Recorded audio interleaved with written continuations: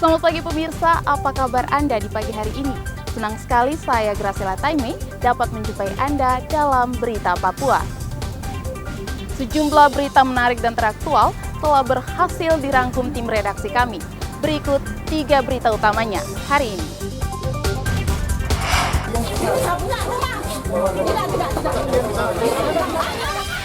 Eksekusi rumah di Merauke ricuh, pemilik rumah menghadang petugas pengadilan.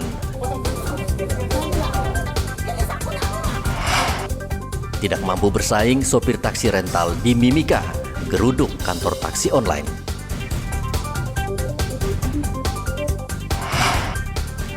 Stok beras di Kabupaten Mimika aman untuk 3 bulan ke depan.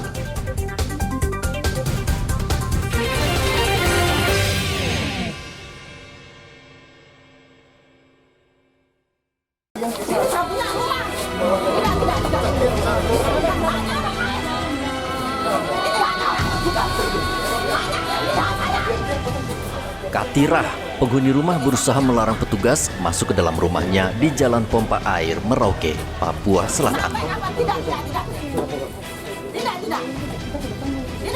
Ia tidak ikhlas jika petugas membawa keluar seluruh barang dari dalam rumahnya sesuai perintah Pengadilan Negeri Merauke. Petugas akhirnya mengeluarkan seluruh barang melalui jendela.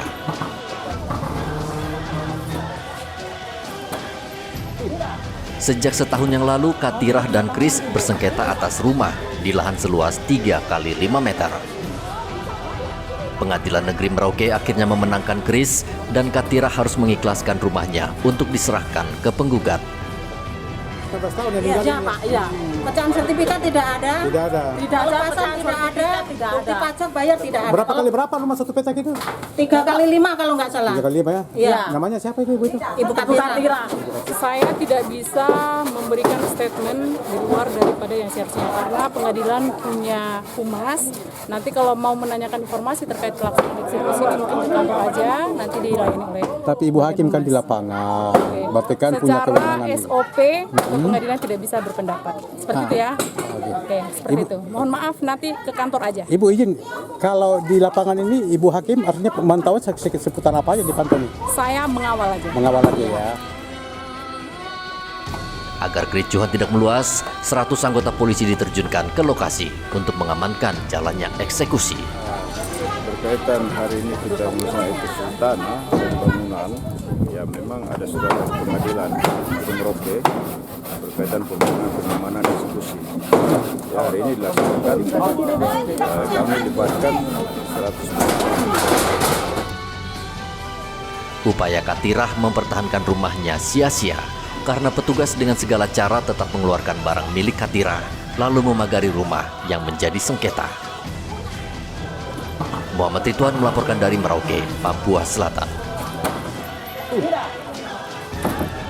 Ibu punya tangan nanti Bu. Ini saya punya hak.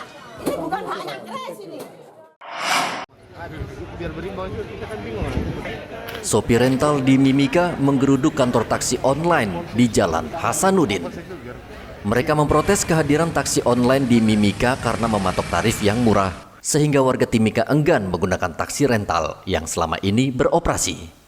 Ketua Taksi Rental Mimika, Firman Amali, mengatakan ia dan para sopir pada intinya tidak menolak kehadiran taksi online Maxim. Namun pengelola taksi Maxim seharusnya berkoordinasi dengan instansi terkait dan menunggu keputusan Pemkab soal tarif yang resmi.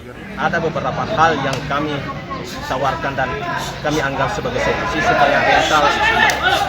supaya rental jalan, Maxim juga jalan.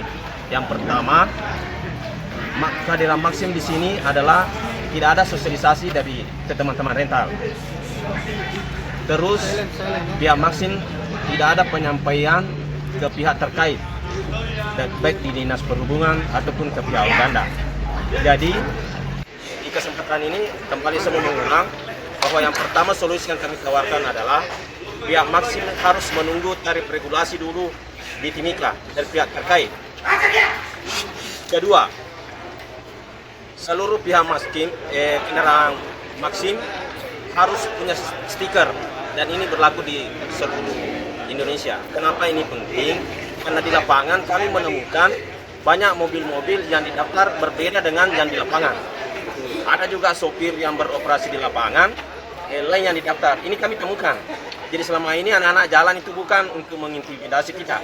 Kami hanya mencari bahwa apakah mobil yang didaftar itu sesuai dengan yang berjalan di lapangan. Kehadiran taksi online di Timika mendapat sambutan hangat masyarakat. Salah satu yang menjadi daya pikat adalah tarif angkutan yang sangat murah. Bandingkan dengan taksi rental yang menetapkan tarif sewa sekali jalan bisa mencapai Rp500.000. Sampai saat ini, baik pengemudi taksi rental dan taksi online Maxim belum mencapai kesepakatan. Igobat Momolin melaporkan dari Mimika, Papua Tengah.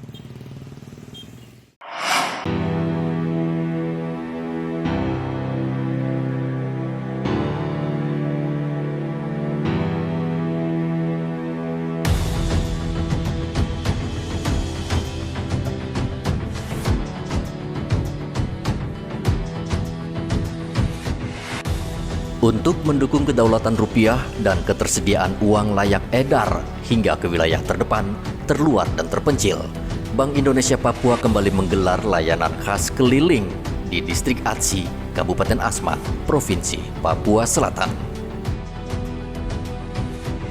Perjalanan ke lokasi butuh perjuangan karena harus menggunakan berbagai macam transportasi melalui darat, udara, hingga mengarungi sungai.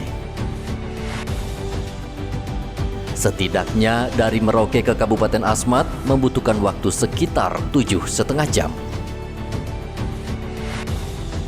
Selama 3 tahun terakhir ini, Bank Indonesia Papua sudah 6 kali menjelajahi kawasan pedalaman Kabupaten Asmat untuk memberikan layanan khas keliling.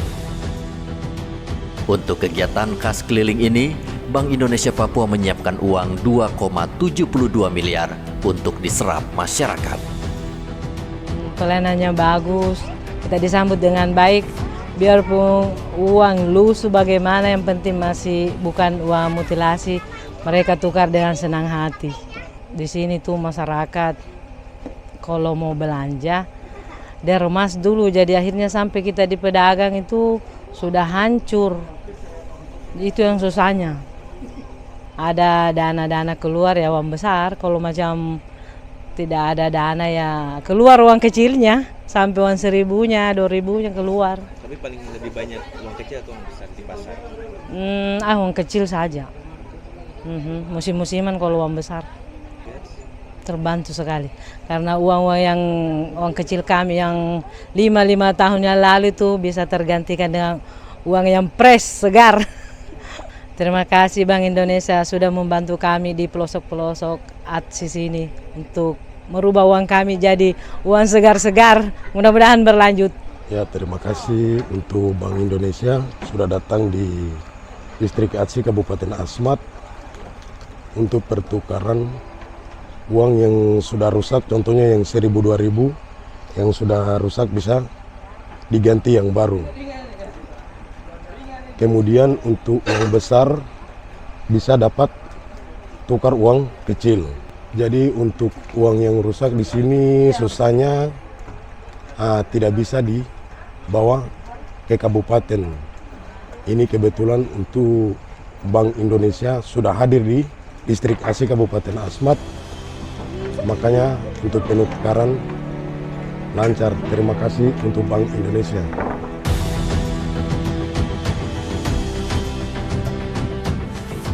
Bank Indonesia Papua akan terus mempercepat distribusi uang layak edar demi terwujudnya kebijakan uang bersih di tanah Papua. Kegiatan ini juga menjadi kesempatan Bank Indonesia untuk mengajak masyarakat, khususnya di wilayah 3T, terdepan, terluar, dan terpencil, semakin mencintai dan bangga dengan rupiah. Anto melaporkan dari Asmat, Papua Selatan.